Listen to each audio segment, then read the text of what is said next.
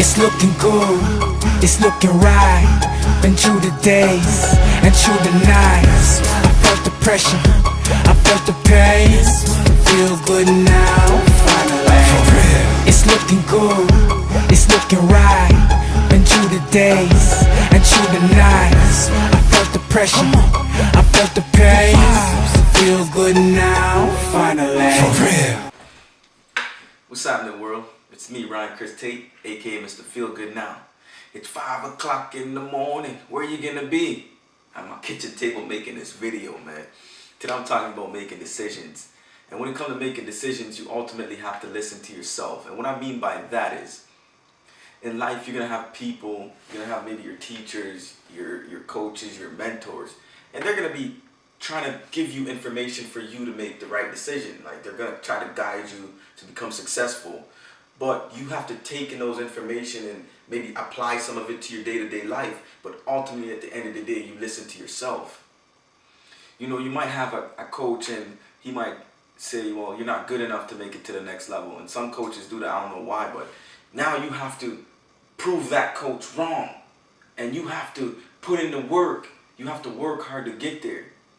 You know, another thing is, you know, your parents might be pushing you like, oh, you gotta go to school and take this because it's what they want.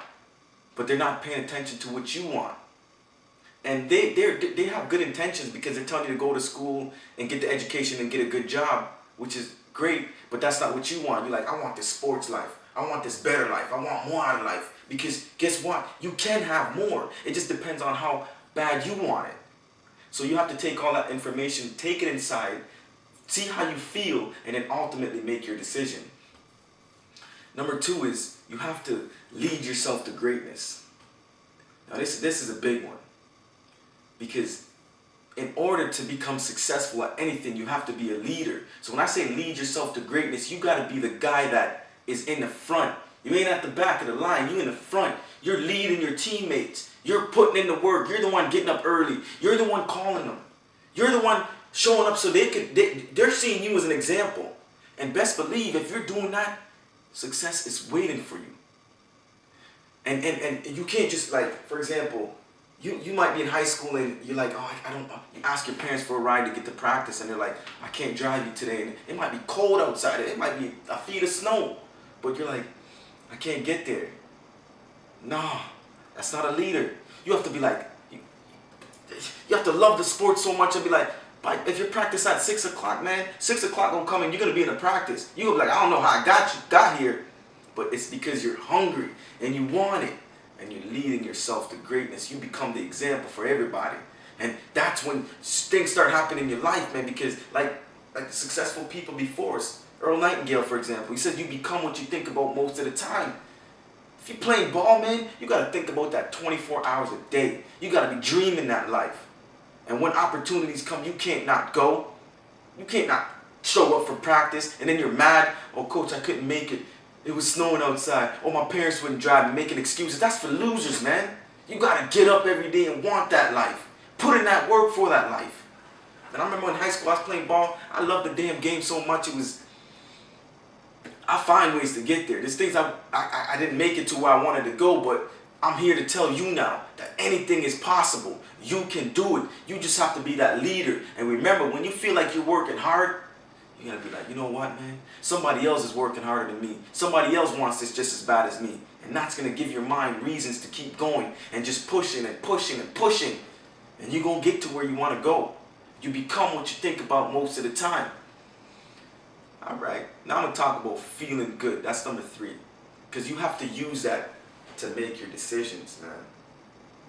Feeling good means, you know, you might have your friends and they call you and they say, oh man, Siobhan, tonight we have a great party to go to. Jamie or all these other girls, Jennifer and Lori, they're all gonna be there. And that's a good feeling. But then you might have a couple other friends that say, hey Siobhan, man, there's a court open tonight. We could go over there and get some jump shots and play some one-on-one. And that feeling, because you love the game so much, that's a better feeling.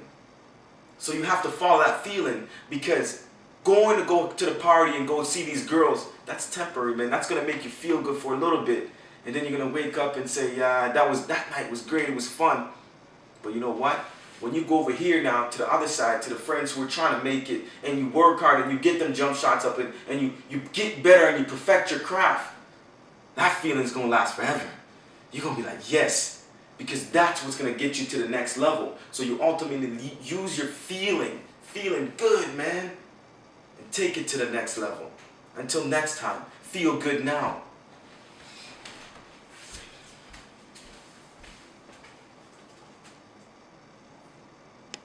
It's looking good, it's looking right. Been through the days and through the nights. I felt the pressure, I felt the pain. Feel good now, finally. It's looking good, it's looking right. Been through the days and through the nights. I felt the pressure,